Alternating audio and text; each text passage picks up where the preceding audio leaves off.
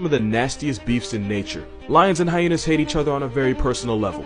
Hyenas will gang up on any lions that they catch alone and tear them apart with jaws strong enough to cripple a rhino, and they prefer to bully lion cubs or old lions that are too weak to defend themselves. But lions aren't pushovers, especially the males, who will sometimes actively seek out the leader of the hyena clan just to fold her.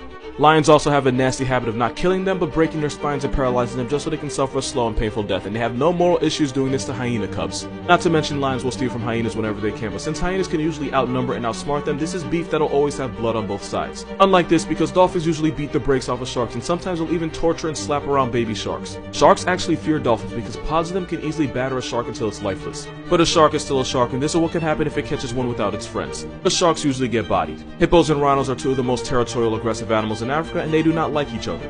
Rhinos are bigger with a horn that can put a hippo in the dirt, but hippos can often intimidate the less intelligent rhinos with those teeth. But once in a while, the rhino will call its bluff and send it running. These walking tanks typically avoid each other, but if they pull up to the same watering hole, someone's gonna step. The animal beefs, part 2. Hippos have a problem with anything with a heartbeat, but they save extra disrespect for crocodiles. With jaws that can turn one croc into two, hippos go out of their way to bully and harass crocodiles just for a living.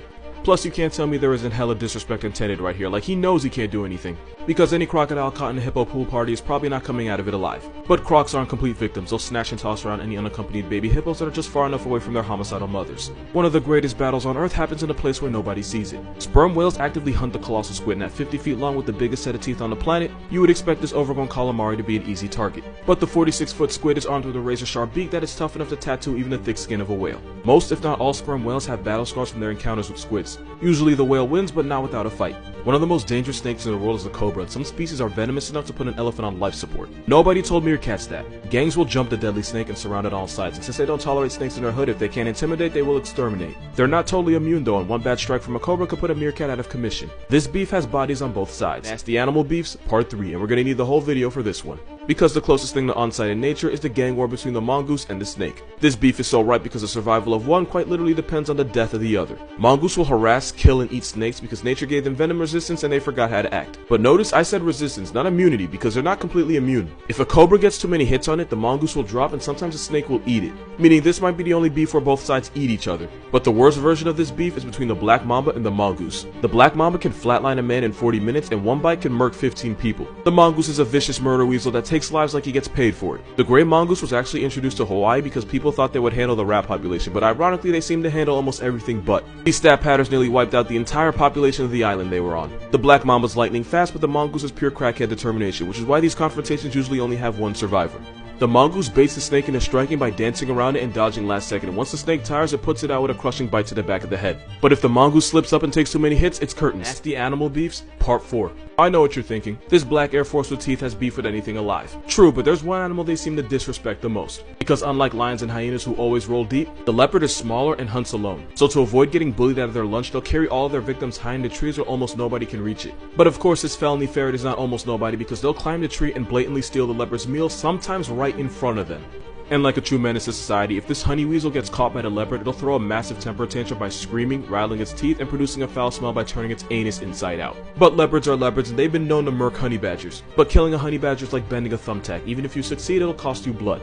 Leopards go for the neck, but honey badger skin is so loose that they can actually turn around and bite the cat's face. And according to urban legend, they'll bite something else. Leopards will try to pick off baby badgers because they see them as an easy target, only to get severely vibe checked by the angry mother. And since leopards don't have a pride or a pack to call for backup, it's not uncommon to see them get bullied by a dog-sized weasel. Doesn't mean a leopard won't smoke a badger pack. Leopards hate badgers and badgers don't respect them. Nasty animal beefs, part 5, and this is gonna be a bloody one. Because the Amazon has a brutal turf war, but instead of reds and blues, it's river otters and caimans. The giant river otter is a vicious carnivore that can grow to 6 feet long, and as a honey badger of the Amazon, they'll step to birds, snakes, and they'll even smoke a piranha pack. But the animal they have the most hate for is a smaller cousin of the crocodile, the black caiman, and when they see one, it's literally on sight. Adult otters will surround the caiman and harass it with a gang cry that sounds way too much like screaming children.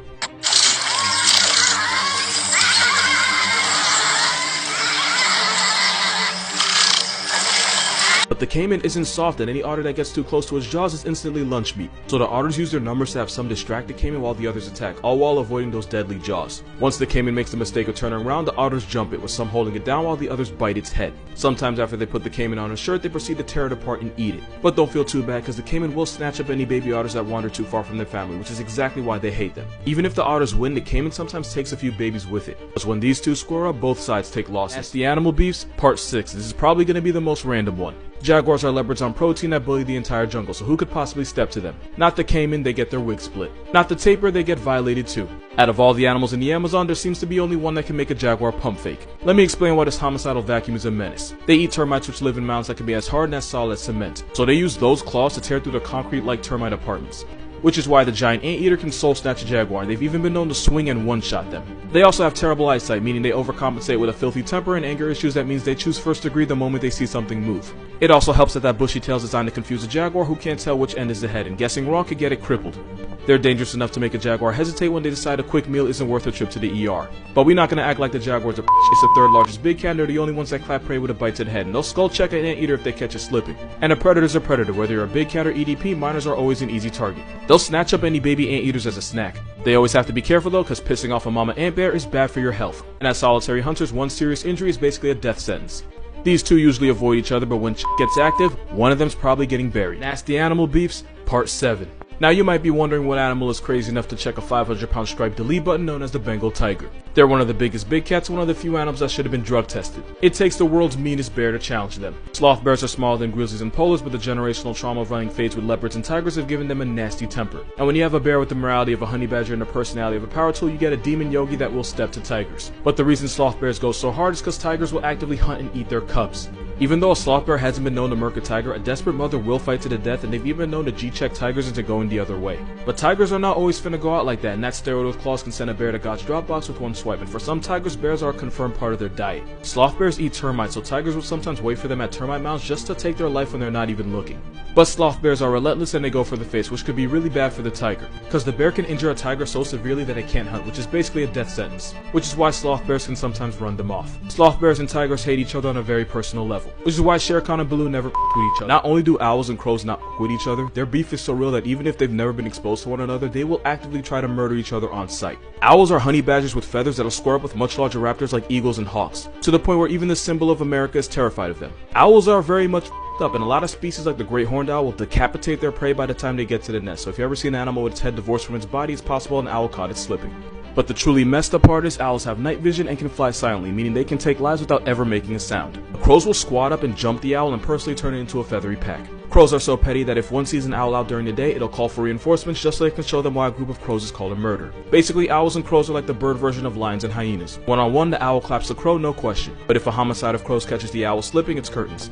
Crows have been seen harassing and assaulting roosting owls during the day, and sometimes they won't stop until the owl's straight up past tense. But considering owls like the great horned will raid crows' nests and eat the chicks inside, I'll call it even. It's so bad that you can't have owls or crows anywhere near each other in zoos or aviaries, because even if an owl's never met a crow before, it will still choose first degree and vice versa. The reason for this beef is actually really simple. Owls are predators that'll eat literally anything, including crows, and crows are smart enough to do something about it. The same crows that can remember a face after 5 years have developed an instinctual hatred towards owls because owl racism is ingrained in crow society. And the same owls that'll harass eagles and hawks see the crow as an easy target. And this beef has been going on for millions of years, meaning both crows and owls wake up and choose bird-on-bird hate crime.